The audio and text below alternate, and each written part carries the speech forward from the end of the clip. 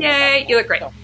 Hi, everyone. We're lots of giggles here. Hello, hello. So if you are just joining me for the first time, welcome. This is my favorite thing that I get to do, these better nutrition expert interviews. One, because I get to catch up with friends and find out what's going on with them. And number two, I get to ask the questions I've been burning to get answers to, and then, of course, share them with you. And if you're joining us live, you get your questions answered. And also, if you're watching at a time that's better for you, you'll totally still get your questions answered. You just need to type those questions into the comment box, and I will make sure that the Nutrition Twins answer them, even if you're on YouTube. So if you're watching this on YouTube or someone sent you the link because they were like, hey, I think you might need the Veggie Cure, then you know what? You'll totally get your answers. So thank you for joining us, and you can pop in and let us know where you're joining us from. And tonight, you also, the 10th person that comments, maybe we're going to up the ante. Tell us what your favorite vegetable is. When you comment, then we're going to do a giveaway of the book.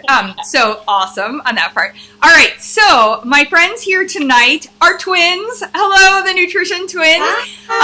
And they are personal trainers, and they are dietitians, and we are going to dive into how they came to love vegetables and help other people eat their vegetables.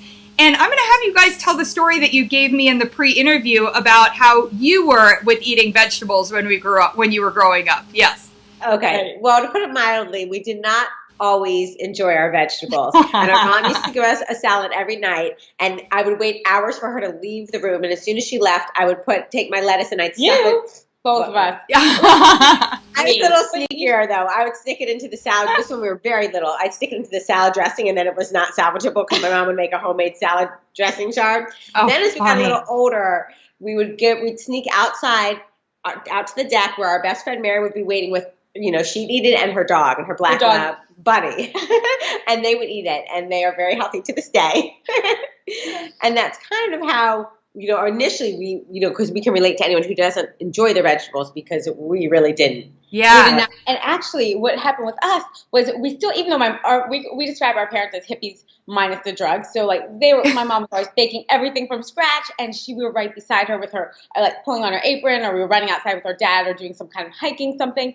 And when she would cook, it wasn't only we had these salads, but she'd also somehow always get vegetables into our meals as well. It was just those salads. We were just like, enough already. Yes. We can't handle it. So we always had these vegetables in our lives, even though we weren't necessarily loving it. It was just a little more, it wasn't easy to get rid of them in our other meals. And so we realized that when we'd go out to our friend's house or we wouldn't eat these vegetables, what would happen was we would not feel like our normal. We're pretty energetic, we're pretty lively, and we just didn't feel like ourselves.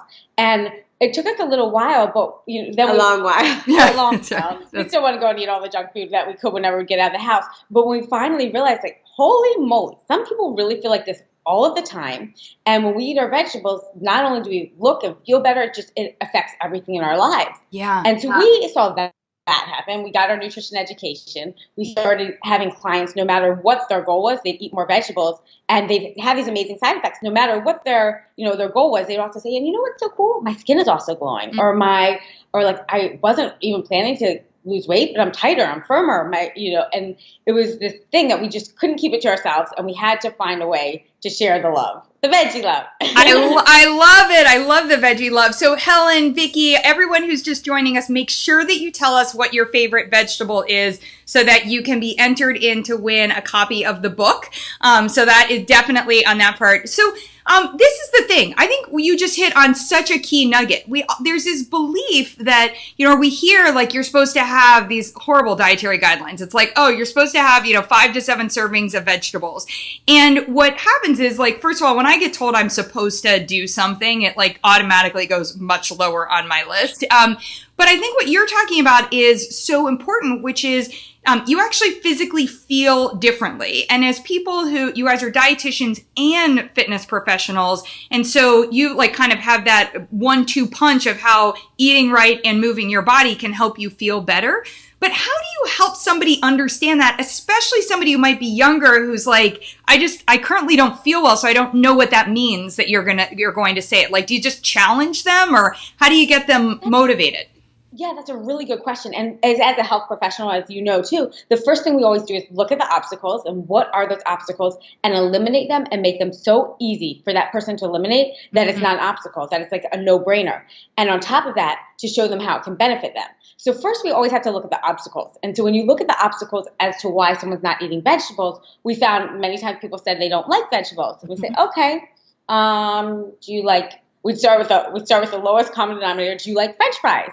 Yeah, I like French fries. Okay, so you like a potato. So maybe you just don't like the form that this is given to you in. Maybe you've been eating the white iceberg lettuce that most Americans have with the boring tomato and maybe like a lonely carrot in the side, in the bowl. What if we gave you jicama sticks? Or what if you had kale chips? Or what if you had baked carrot fries? Or what if you had a cauliflower pizza? Well, that's one of the things that we get a lot is like, oh, well, you're telling me to eat my vegetables and I just don't want another salad. Salads are boring. That's where our mom. Yes, and you're like, we feel you. We got the vegetables in elsewhere, but that salad, it was definitely getting the and most people think of like, just the lettuce, a couple carrots, like Lacey said, the tomato, and they don't think about maybe adding some chopped asparagus in there or artichoke hearts or something that gives it a little bit of crunch, a little bit something, a little more, something different, a little flavor to it. So sometimes it's just about jazzing up what they're calling the boring salad. And a lot of times they don't know because a lot of times we eat what we're exposed to. So if we only get that as kids and then we say we don't like it, we don't like vegetables. Why would we like vegetables? They're so boring. But there's so much more to it. So that's one of the barriers that we find, and so we can show people different ways to make it fun. One of our favorite things, we call it the Tammy. Well, we don't only call it. Everyone calls it the Tammy Special. Tammy has this restaurant that she goes to. Well, I go there too, but I still order the Tammy Special. Talk to me. I want to know what's the Tammy Special. Yeah. Tammy Special. It's the easiest way ever to get vegetables. If you're dining out, if you're at home, take it away, Tammy Special. Okay. So when I go to this restaurant, and this is an Italian restaurant, and I just order, I'm getting shrimp. And then I get my broccoli in there and mushrooms, calamari, shrimp and calamari, and scallops if it's a good day. If it's a good day, someday, it depends. Sometimes the scallops. But the main point is the marinara sauce, and then I get my broccoli and mushrooms in there, and a side of broccoli as well, and just mix it all together. And it's all about just mixing wherever restaurant I go to, but this is like my main thing that I always get, but it's always about just mixing the sauce with your vegetables. So I'm getting the steamed on the side or some steamed in there and just mixing it right in. And it's so delicious. And it fills you, and it's all about the sauce. So it's like, if you're going to enjoy the meal and then just add some vegetables in, it's all about, flavoring it the right way. And we typically find that if you send someone to a Chinese restaurant where, most people at least once a week, at least in New York City, wind up ordering Chinese takeout, order that extra side of steamed vegetables and just, mix it into your meal and maybe eat a little less of the heavy stuff and more of the healthy vegetables. And then if you've left over, you can take the rest home for your next meal the next day. I love it. I'll tell you, and hi, Robin. We've got Robin Plotkin, who will be a guest in June. So hi, Robin. We're talking vegetables. Make sure you tell us what your favorite veggie is, Robin. So we've invited everyone to do that for a chance to win a copy of the book. So this is great. But growing up as a kid, when you talk about hating things, I hated mushrooms. I could find a mushroom in a meal that had a flake of a mushroom and was 75 other things. I just hated them. And I went on hating them. And I remember I actually took, based on Dr. Weil's recommendation for years, I was taking a mushroom supplement. And one day I was like, this is the dumbest thing ever. I'm spending so much money on this. But I just couldn't imagine, they're so gross, right? Fungus, I'm not going to make that. Well, I happened to be in Venice and I walked into somewhere and somebody was like, oh, can we get the shiitake chips? And I was like, what are you talking about? And they were the greatest things that I had ever tasted in my life. And somebody had made, they put Parmesan on it. I now make them all the time in the toaster oven, and you do with the shiitakes. And you're exactly right on that part. For me, it was a texture thing. It wasn't actually the flavor, but I just could not get over that, that texture, right, of the mushrooms. So I think your point about taste and getting it in is so critical. So tell us what is the Veggie Cure? How did you turn around and say, okay, we're doing this? We're getting people to get veggies. And so tell us what the actual Veggie Cure is. Yeah. So what we found was that, okay, once you have all these people with all these different obstacles, we wanted to remove all the obstacles. So we wanted to have this book where we could show every single obstacle. You think you don't have time. You think you don't like vegetables. You think you don't care about vegetables, you think they taste like garbage, whatever the excuse was for not, that they're too much of a mess. They spoil in the back of your refrigerator. First, we wanted to have every reason possible, blow all the obstacles out of the way. And then we realized people are motivated by certain things, whether it's their looks, their vanity. We didn't care what their factor of motivation. We wanted to give them a prescription for that factor that would motivate them, because everyone needs a little motivation to do something. And so that was kind of the whole plan of the Veggie Cure. And I should also say that we were bombarded by, as a registered dietitian, you're bombarded by so much research. And the research has changed over years. Sometimes, they used to say vitamin E was good. And then they said certain amount, or take beta carotene, years ago. And then they said, okay, well, for smokers, that could be carcinogenic. And just the research has changed so much over the years for each thing. But the one thing that has remained constant and that we're always bombarded with is the research on vegetables and how powerful they are when it comes to helping your health. Yeah. So we kind of just felt like we wanted to get the word out there and really spread, the research and the veggie love that, that these things can really help you, depending, like Lisi said, like if it was osteoporosis, what vegetables could you eat to fight osteoporosis? Or if you want better skin or glowing skin, what could you eat for that? Or, if you want more energy or to lose weight, what could you do for that? So that was kind of the premise behind it. When I always post who I'm having on, and so we get early on questions. So I'm just throwing in some questions that might be from people who are asking, but also on that part. And so what you're speaking to is exactly what this woman had an issue with. And she said, I get so confused because I'm not sure what the right way is to make my vegetables. So she was saying, I never know, is it okay to roast this one, or should I eat this raw, or, that kind of a thing. And so I think that falls into, it's not really an excuse, but it's something that's keeping her. It's a hurdle, right? She feels like she doesn't know the best way. I have my own answer to that part, but what do you say on that part? Yeah. We would say any way that you eat a vegetable is a good time. Yeah, that's right. We're on board. So that's number one. And I would also give you the confidence to know that sometimes it's better to eat a vegetable raw, and sometimes it's better to eat it cooked. Sometimes nutrients are released when it's cooked. There's something for us. We love a warm dinner, so we're all about a warm food. So maybe that salad at night that my mom was trying to give us was just it was cold. It was not happening. But there's something about the comfort of the food. But whichever way you get it, you're going to get nutrients. You don't want to boil the heck out of it and get all the nutrients. But then again, you lose all the flavor. Most people don't want to do that anyway. So I would say, just keep doing what you're doing. Yeah, any way you get it is great. I mean, something to keep in mind, I think people say, but I get worried that I'm losing nutrients. And yes, sometimes you are. But the good thing is, think about carrots or sweet potatoes, anything with the beta carotene, or even tomatoes. You cook it, and actually you become able to absorb the nutrients even better that way. You unleash the nutrients, I think, they get into your body, and so you can totally absorb them. I love it. It can be a benefit too. So, and then some of them are great raw, a lot of the greens are really good raw. Spinach sometimes better slightly steamed just for prebiotic fiber or just fiber purposes, and some benefits. But aside from that, anytime you're eating a vegetable, you're doing an awesome job. High five! Yeah. Right now, my brother is I told you so, because literally we always joked, but he would only eat vegetables if he could snow them. So he would take the whole container of Parmesan and dump it onto whatever we were having. But, you sit there and say if he wasn't having broccoli that way, he would have just been having noodles. So to your point, at least he's getting in, he was still going to have that quantity of cheese. So at least he's getting in the vegetable on that part. Yeah. So just a reminder, you guys, I'm talking to the Nutrition Twins, and we are talking about the Veggie Cure. They have a book that is going to break you of any excuse or anything that we feel like is keeping us from more veggies, and also help us get those reach those health goals. And please make sure you share what your favorite vegetable is so that you have a chance to win this book. So that'd be awesome. So let's talk a little bit. Hi, Araceli. We were just saying, make sure to tell us what your favorite vegetable is for a chance to win the book. So let's talk about that time thing, because I think a lot at 6 Ways to Sunday was I was getting a lot of questions I know I should be doing this, but part of the reason that we might throw a salad on the table is it's just so easy to throw the lettuce and the carrots together, or they even come prepackaged. So talk about busting that time. I don't have the time for the veggie piece. Yeah, and we have to tell you, anyone that sees us in New York City, they say, you guys are always running. Yeah. And I do like running. Yeah. I really do. But sometimes, on my way to meet her today, I had a laptop on my back. I really didn't feel like running. I'm this is not the time to run. But we're pressed for time just like you. So believe us, with the vegetables, we totally speak your language. We need it to be fast and easy. Yeah. And one of the best benefits about vegetables now is that there are many brands that freeze them. And when you freeze them, the nutrients are frozen intact. And the thing about this that's beautiful is that not only are they washed and chopped for you, they are ready to go. So if, for instance, you wanted to take a bag of frozen broccoli, and some brands are better than others, so if you think you don't like one, definitely try another brand. Yeah. Okay. For all of them. Yeah. You know, find the best. Yeah.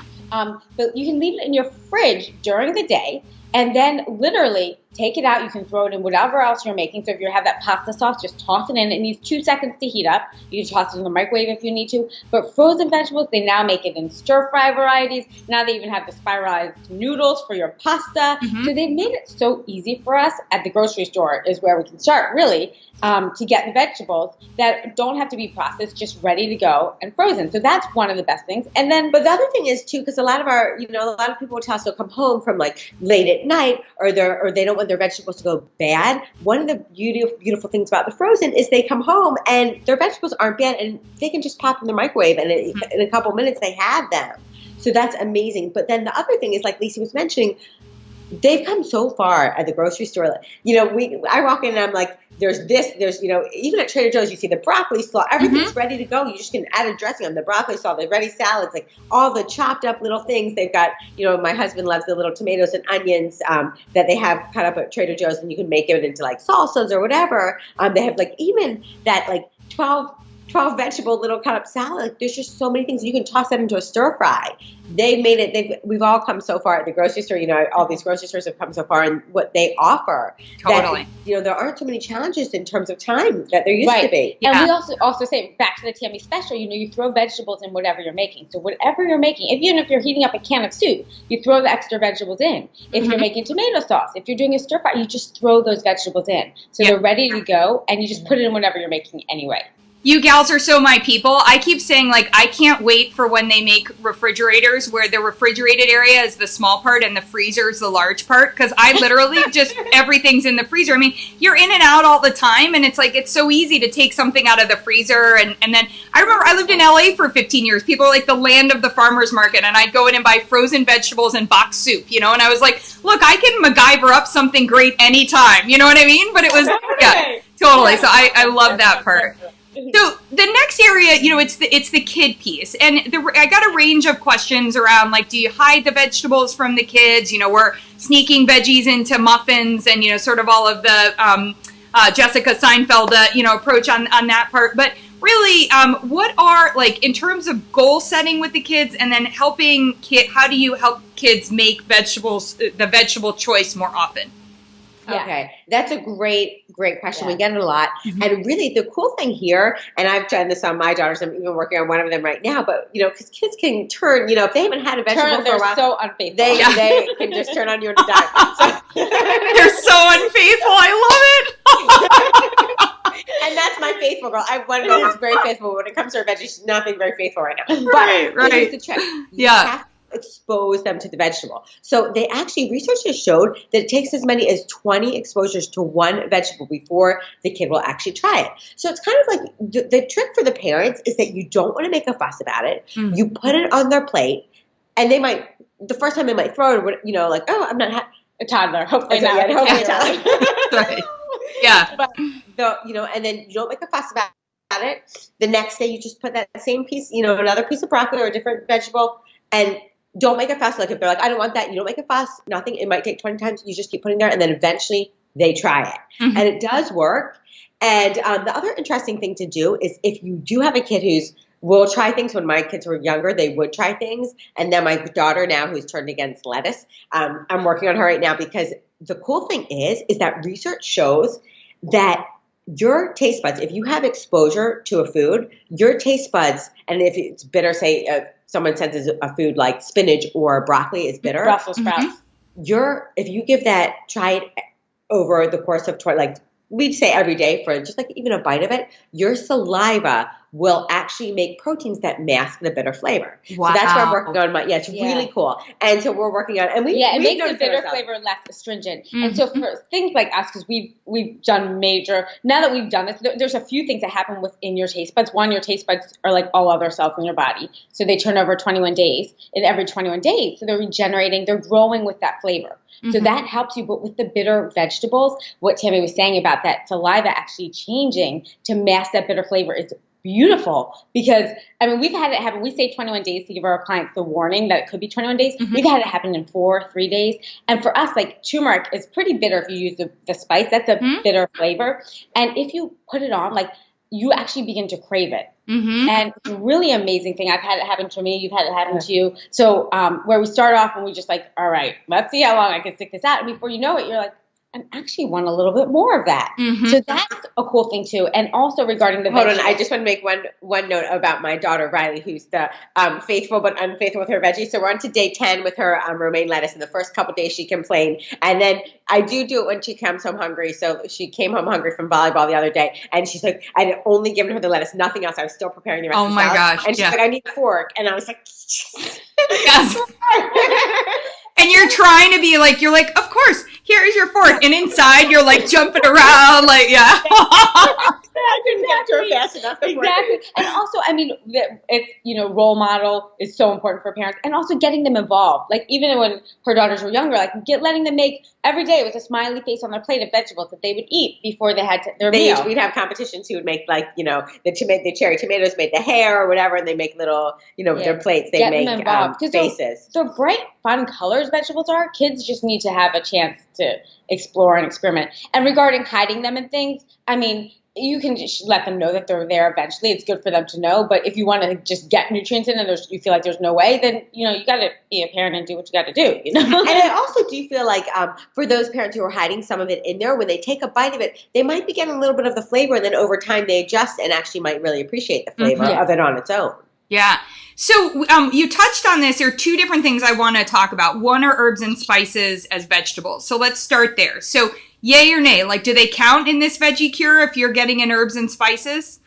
That's an awesome question. We had vinegars and dressings with herbs and spices, and we actually didn't include it because it would have made the book so long. Right. So we went into like all of the great components of all these different, like the osteoporosis cure, the weight loss cure, the anti-bloat cure, the detox cure. And then we went into specific vegetables, so it was getting really long, and as a book. But really, yes, spices should count. In fact, every day now I'm trying to have and herbs. I try to have like a half cup of dill or some kind of veg herb, because they're so full of nutrients that are so good for you. And people really love them. They're like, oh, give me all the cilantro, give me all the oregano. We've tried, sage. Yeah, no, we thought about that. We really, it should be included. It really you mentioned turmeric and some of those, but and not like if it's just because it's not in the book. I was more asking because I think people want credit, so it's like give credit where credit's due. So it's like, oh, I got a little dill in there, like it works on that part. Yeah, like, totally. Sometimes people have pizza and they have the big, the big oregano. Yes, yeah. Okay, so the next one, and I'm sure you guys have never dealt with this personally, but there are people that deal with it. Women who are, and in particular, this was women saying about other women. I'm not getting involved. I'm just the relayer of the comment that their husbands do not eat vegetables, and it's really hard because then the kids see that dad's not eating the vegetables. And so let's talk a little bit. You mentioned role modeling, but what to do in the space of, if your partner, so maybe they grew up without eating vegetables and now it's like just meeting you, it's like, oh, I want to eat vegetables, and how do we make this happen?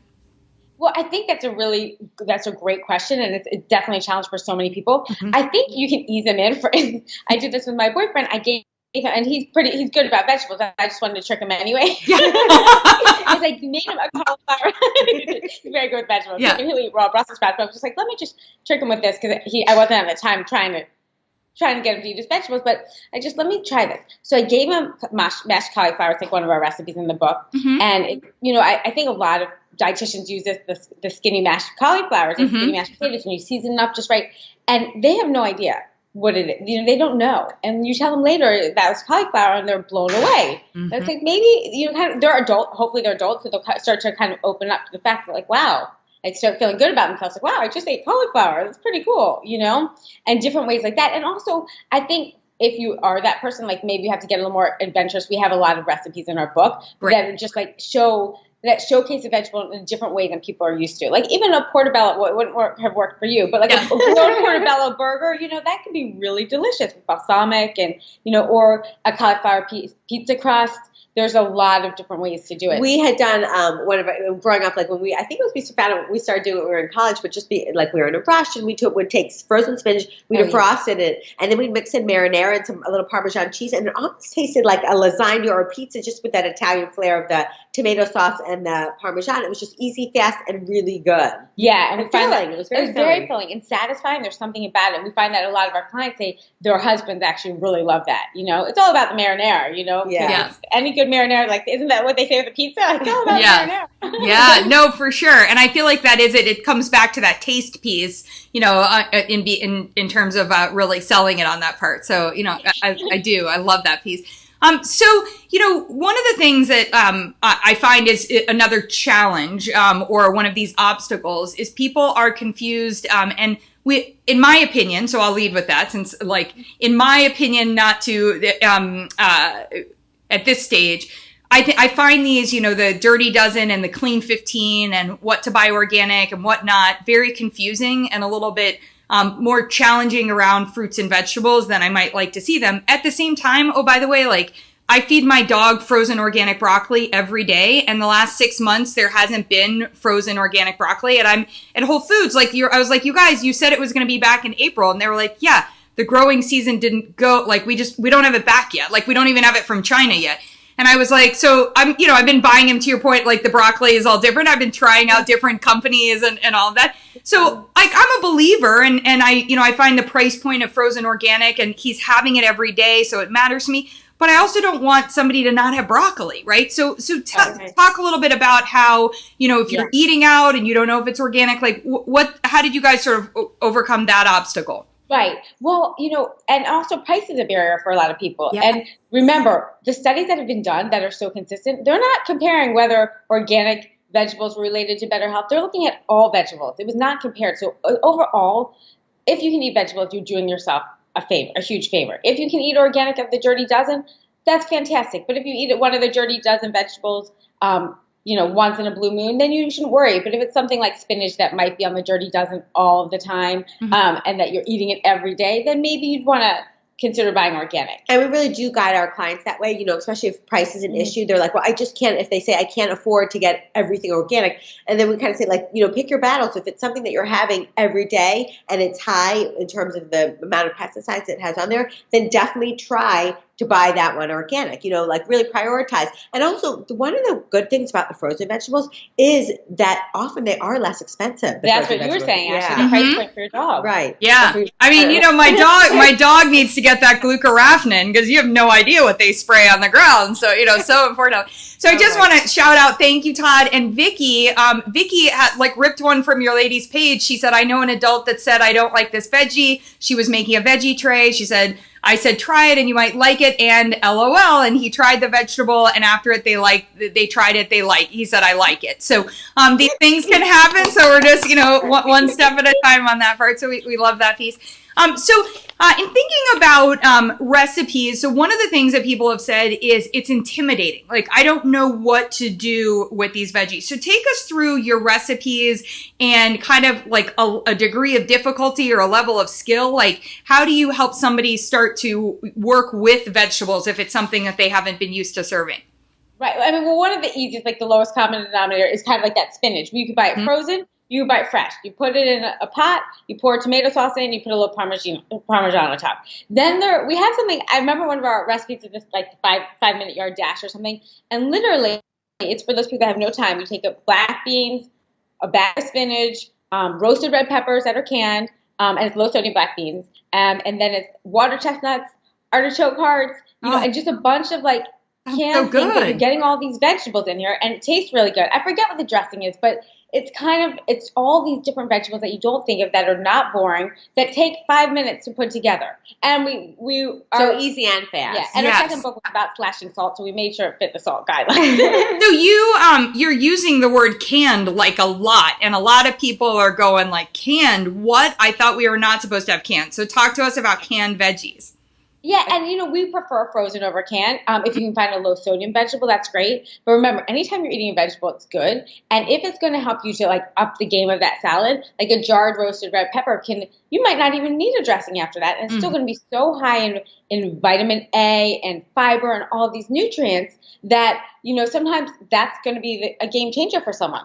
I do want to mention with the can, I know she's mentioning can a lot, we really are much more into the fresh or the frozen. When you do get the can, we always advise our clients to check for the BPA-free cans, as much as possible. And also jar. Also yeah. But I'll tell you, and it is not about Ohio or anything else, but I think we've had, I recently moved back to Columbus, and I remember going over to someone's house and they were like, oh, my vegetables are in the cupboard. And I was like, uh-oh. And then they're in the can and they're in water, and that kind of thing. And I was like, oh, I'd forgotten about this part. But, one of the interesting things is when you talk about that perishability and, and cost and some of those pieces. So I think it's important to make sure that we don't leave anyone out in that space, depending on where you're getting your veggies from. Yeah. Absolutely. And canned corn, for some reason, even if it's not treated with anything, it can be so amazingly tasting and can totally transform a salad.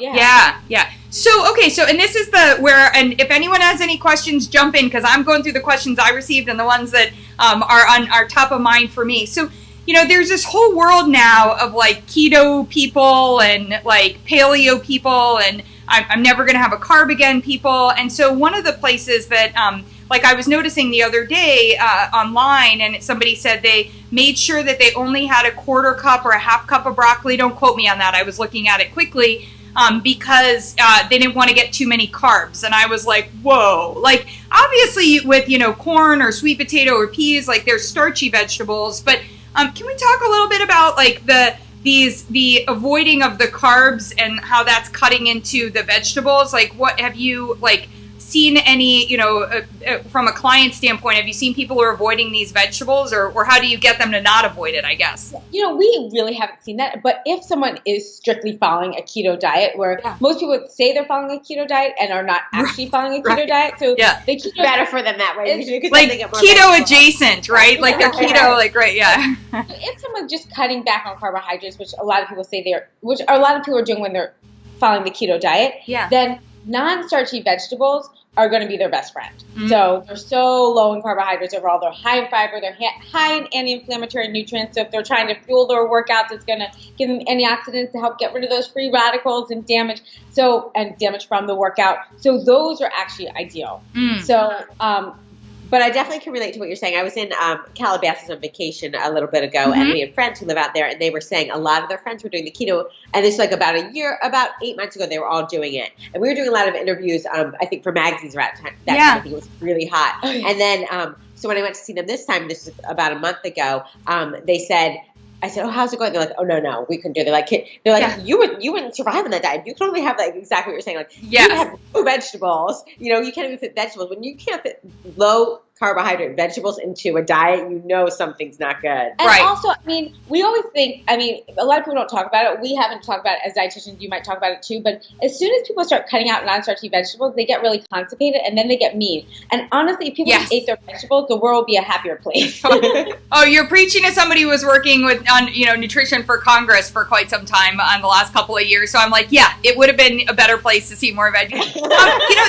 Todd brought up a great question about the plant paradox, and he said specifically, what are your thoughts on the plant paradox? Obviously, now we're talking about the lectins and for folks with inflammation and lupus. So, Todd, first of all, it's a great point for me to jump in and just remind everyone we can't provide specific medical advice here. So we are just sharing information as dietitians talking about this. So I just want to make sure that we're clear about that piece. But I am curious from you ladies about the plant paradox, whether it's the avoidance of tomatoes or beans or, any of these things as it relates to the lectins, if that's something you've delved into or not.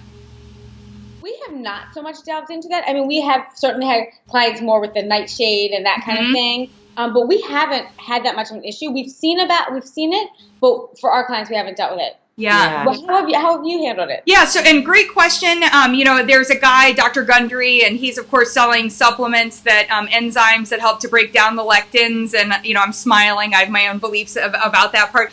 You raise really good points. Like, there are things like nightshades, and there are things like beans, and certain vegetables. But for me, tomatoes and cucumbers, if we start eliminating those based on what the seeds might present, I think that we're actually missing the bigger picture, which is it probably, if you feel better without those, it means your digestive system is not running better. And so I'd rather focus on tuning up your digestive system so that we're able to tolerate those foods.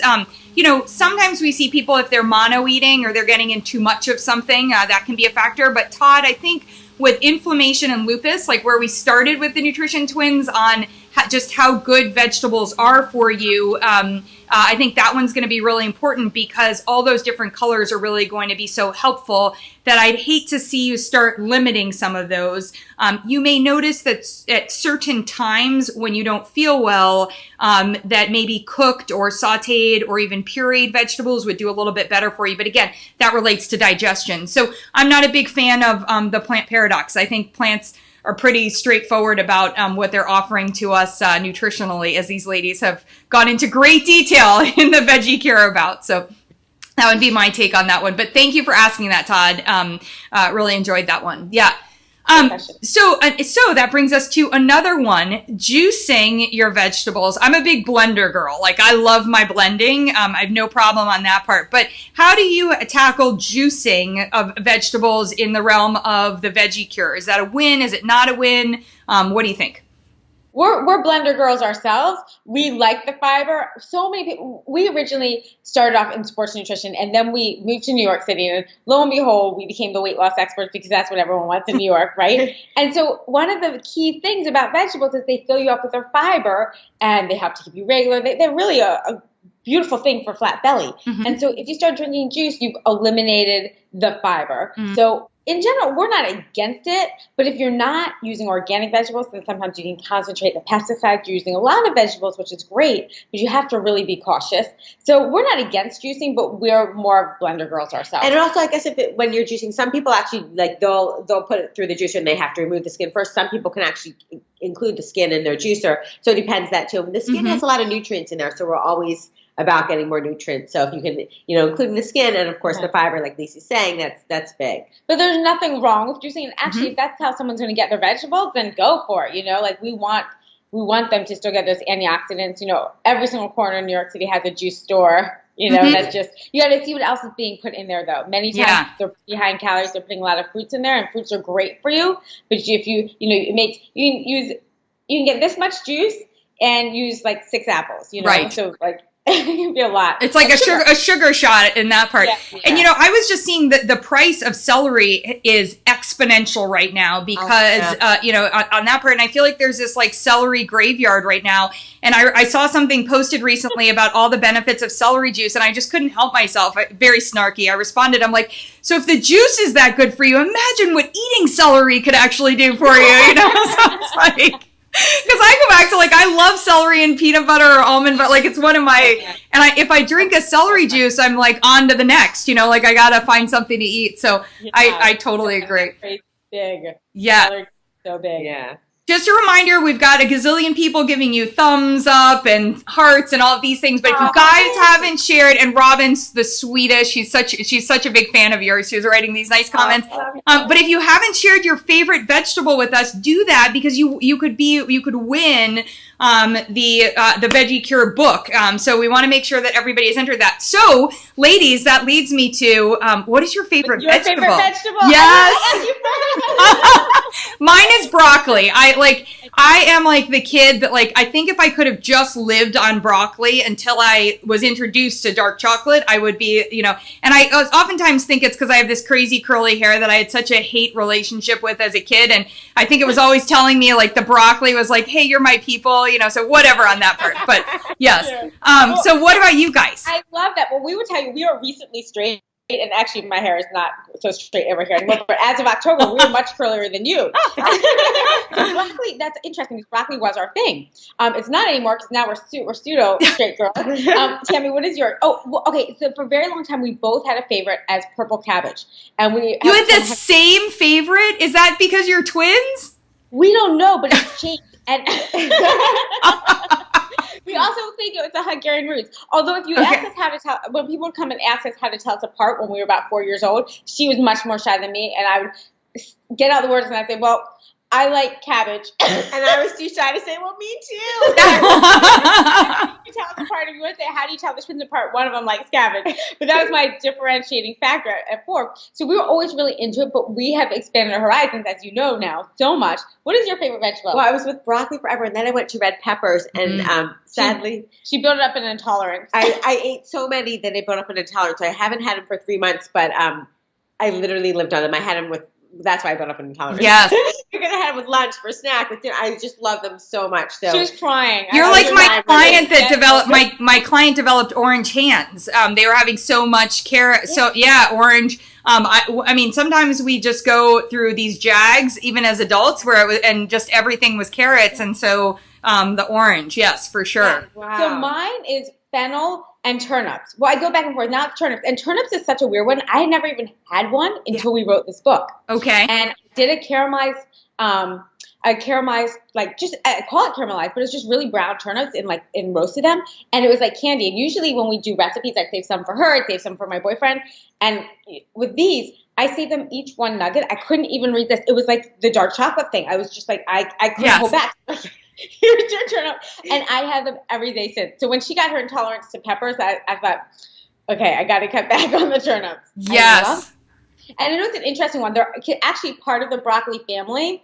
So, they're part of the cruciferous family. So it's just so interesting that turnips. I've never heard anyone say that. Yeah, and I just want to tell most people that intolerances to vegetables are extremely rare, but I was the type, we went on a vacation and I had packed all my peppers in my suitcase. Her suitcase was too heavy. Oh my gosh, come on. My husband's like, what's going on in there? And he was like, I cannot even believe he was angry with me. I can't believe you're bringing your peppers. So I took out, and it was like, a lot of poundage of peppers. I took them out and I made the cut. Oh my God. But intolerances of vegetables aren't so common. Very rare. Yeah. So wait, in this whole story that we were unpacking your favorites, there was something that really stood out to me. I know you guys said you didn't love your salads, but at age 4, you had decided that your favorite vegetable was purple cabbage. That's not a common one. So where were you getting, Mom was doing something right if she was getting you to know and love purple cabbage. How were you getting in purple cabbage when you were under 5 years old? That's a great question. So our mom was, as we said, she was very plant-based. She was getting vegetables all around. I think because we did have this Hungarian root, she would use she made stuffed cabbage. So it was like rice and what was it, turkey meat in there? Maybe I don't know. I wouldn't eat the inside. All I would eat was the inside. You're like, actually, all I ate as a kid was vegetables. Yeah. And it's so funny that we chose that to that's how you tell the part of all things, by the vegetable that we eat, that you're going to watch us eat somehow or another. Yes. Be like, well, because she's taller, I like cabbage. Oh, I know. It's the cabbage. Totally. So she made stuffed cabbage. That's what it was. Oh, wow. It was in a tomato sauce. Okay. Eating the cabbage, that was part of the tomato sauce. Yes. So I think what we've realized is whether you have a twin or not, if you have a vehicle that can help you, it's your superpower to help you with that, getting in those vegetables, that can be really helpful as well in terms of, getting in that, saying okay, that I don't necessarily love cabbage, but I've got the tomato sauce to bring it along. So I've got a friend now, right? I'll get it. So I definitely like that piece. So one of the final things that I wanted to ask about is eating out, and especially traveling eating out. So there are ways to get in veggies. You go to Chipotle and you can do a salsa, and you can get in the peppers. But there are some times when we're just on the road and we're running around and we're just not getting in. Oh, Lisa said a gateway vegetable. I love it, Lisa. That's awesome. Broccoli is the gateway vegetable. I totally love it. And Irene loves banana peppers. Irene, I'm so there with you. We've got carrot, we've got broccoli. Okay, awesome on that part. So we get the notion of we're at home, we're trying to do that, but 2 things happen when we're out and about, which is one, the vegetables may really have no flavor. Like, you know, if we go somewhere to eat them. And number two, they could be prepared, as you were saying before, when you're making it at home, use the low sodium canned. And then it's like, wait, they could have a ton of sodium when we're out. So how do you sort of focus on, yes, I want to get the vegetables in, but a lot of them may not be wins when I'm eating out often, you know, or like at the school, the work cafeteria or that kind of thing. Right. So you're still better off eating vegetables. And they're all, you know, that's the bottom line at the end of the day. You're always going to be better off. We found that even we've been in some, like, we've traveled to some like really random places where there aren't many, but even we've gone into a Wendy's and we'll say, all right, can you just give me all the vegetables you have? You know, let's see what you have. I'm like, all right, give me a lot of those. So you can at least mix them into whatever you're getting, you know? And so most places there is something, you know? And that's how we try to make it work. Because just you're better off getting some than none. Yeah, and kind of also think about trying to get vegetables first. So if you're, you know, wherever you're going, there's going to be a little option. You know, think of what the vegetable. If there's, you know, maybe it's the lettuce on the hamburger. You know, try to get extra lettuce on the side. You know, can we make that into a salad? Ask, because a lot of times they'll be accommodating and do what you've asked for. So that's can be really helpful too. Throw them in your eggs. You know, wherever you are, just ask whatever. We always say, okay. They say no, there aren't vegetables. I'm like, okay, I look on the whole menu. I'm like, but you serve that vegetable in there. Can you just put some of that in there? Like, once you start experimenting and knowing, like, okay, the restaurant actually has that in the kitchen, then why can they not give it to me? Throw it in. I literally, like, I'm cracking up laughing with you because I feel like it's anyone that's ever dined with a dietitian is like, what do you mean? It's on the menu. Do you know what you could do with the vegetables that are here? Like, we could still make this happen, yeah? So I totally love it. I absolutely love it. Sorry, I cut you off. Go ahead, Lizzie or Tammy, what were you saying? Oh, no, I think that was just it. Yeah, but that's it's entirely. I think I was just saying that, like, you know, I think they're there to serve you. Yeah, you know, they want to make you happy. So I think if you're like, oh, I see the peppers on the menu there. Can they put that in my omelet? Then, you know, they want to do it. I totally love it. Okay, so I'm sure we have overtime. We will be selecting at the very end the person that wins the Veggie Cure book, and I'll just remind you guys to go ahead and send us a direct message with your email address when we pick the winner.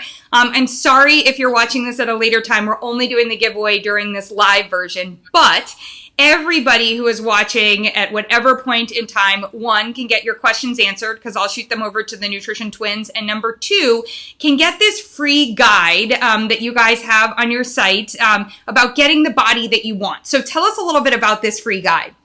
Right. Well, of course, you know there's going to be some good veggie tips in there. Because in order to get the body, right? Yeah. Obviously, in order to get the body that you want from the inside, how you look on the outside, you got to have good ways to get some vegetables in your diet. So that's one of them. But we all want to be healthier, more fit, be healthier from the inside, feel good on the outside, feel like we look good on the outside. So that's what that's really about. And it makes it easy, and just some healthy drinks to do as well. Ways to do it, dining out, like you said. Awesome.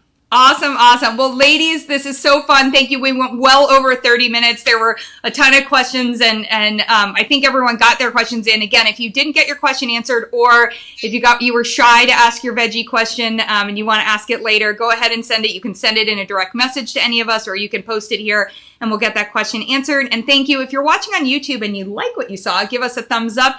And really the most important thing about all of this is if there's someone that you know that could benefit from this information. That includes teachers and doctors and people who would be benefited from understanding that there are ways to get over what are some of these challenges. Please share this video so that we can get this information to them and figure out ways for them to get veggie cures, because we'll all do better if we're eating more vegetables. So thank you so much, ladies. Thank you, Ashley. It was so much fun. Yeah, so much fun.